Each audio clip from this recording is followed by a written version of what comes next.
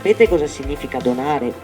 Donare non significa donare solo una cosa materiale. Donare significa dedicare un po' del nostro tempo per altri, donare una propria emozione, il nostro voler bene, donare un qualcosa di noi con consapevolezza, quindi con la volontà di fare, perché c'è sempre qualcuno nel nostro cammino che potrebbe avere bisogno. E donare una parte di noi, che può sembrare una cosa insuperabile a volte, invece no, perché a volte con piccoli gesti si può veramente salvare una vita.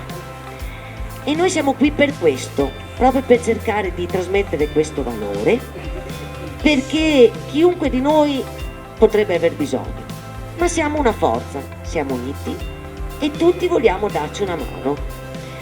Qui noi come amministrazione ovviamente abbiamo aderito al progetto Un Nonno in Comune, abbiamo fatto partire 600 lettere per i ragazzi più grandi di loro, dai 18 ai 35 anni, però riteniamo giusto che certi valori partono proprio fin da piccoli ed è un segnale anche di educazione, no? Parlando di scuole.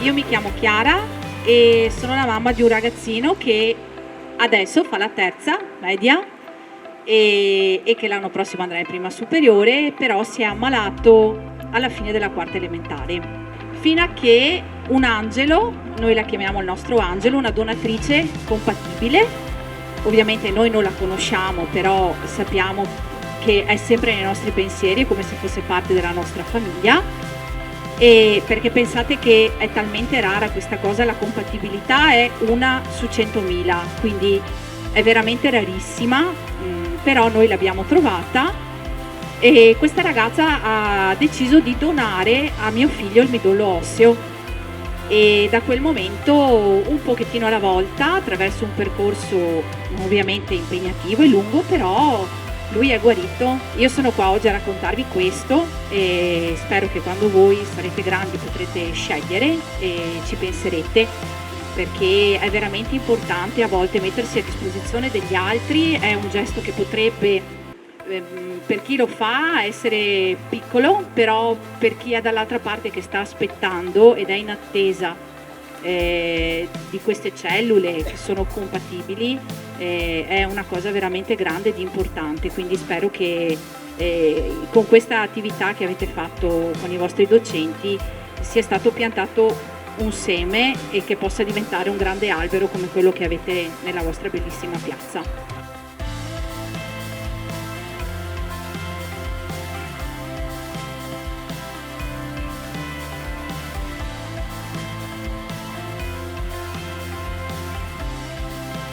Allora, io mi chiamo Giada e quando ero un po' più grande di voi, esattamente come per voi oggi, ho conosciuto delle persone di Atmo a scuola. Ero a scuola, ero già alle superiori, un po' più grandina, e mi hanno raccontato cos'è Atmo. Quindi ho aspettato di compiere 18 anni e un giorno ho deciso di andare a tipizzarmi. Quindi sono andata in ospedale e ho deciso di mettermi a disposizione di chi aveva bisogno. Dopo pochissimo tempo, dopo qualche mese, sono stata chiamata e quindi ho donato il mio midollo osseo a una persona che non conosco, non so chi sia, ma in quel momento aveva bisogno di me. È stata una cosa semplicissima, veramente molto molto facile, non ho fatto nessuna fatica fisica, non è stato doloroso e poi mi hanno detto che la persona sta bene, quindi siamo tutti molto contenti e con un piccolissimo gesto so di aver aiutato una persona che aveva bisogno. Io sono una persona che si emoziona tantissimo, per cui quasi sempre non mi fanno parlare in pubblico perché quasi sempre finisco in lacrime, per cui per me è una gioia immensa vedervi veramente stamattina, perché ogni volta mi ricorda, io vengo da un'esperienza personale, mio fratello non ha trovato quel dono che stiamo cercando e per cui ho fatto una promessa a lui, gli ho detto che il tempo che io avrei levato comunque a quella che è la mia attività l'avrei dedicato a questa attività di poter cercare delle persone che potessero dare una mano ai bambini e alle persone che hanno bisogno attraverso il dono.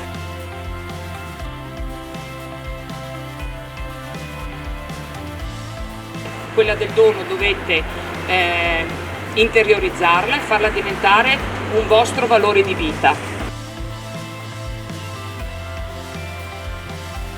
Ma stavo pensando a una cosa finché ascoltavo gli interventi che mi hanno preceduto. Questo è un momento di speranza, no?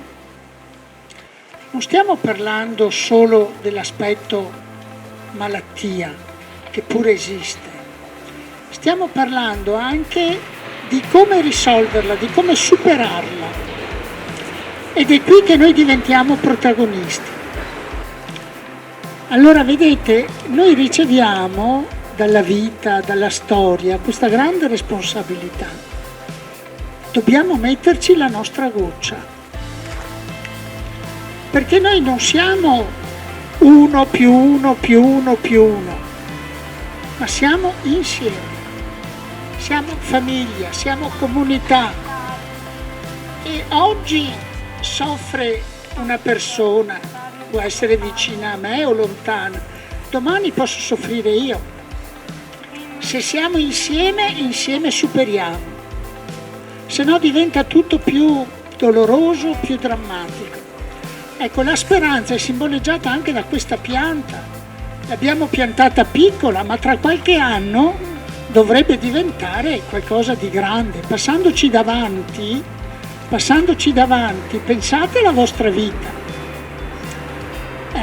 e pensate alle gocce che impieghiamo, che ci mettiamo dentro alle nostre scelte, dentro alla nostra vita di ogni giorno. Natale siamo tutti quanti un pochettino più felici del solito, proprio per pensare a qualcuno che poteva aver bisogno, non si sa quando, sono sospesi i biglietti, gli auguri, perché non si sa quando possono essere utili. Quando servono, io lì. So che qualcuno mi ha pensato, questa era l'idea con cui siamo partiti, per trasmettere solidarietà, per donare un po' di noi agli altri.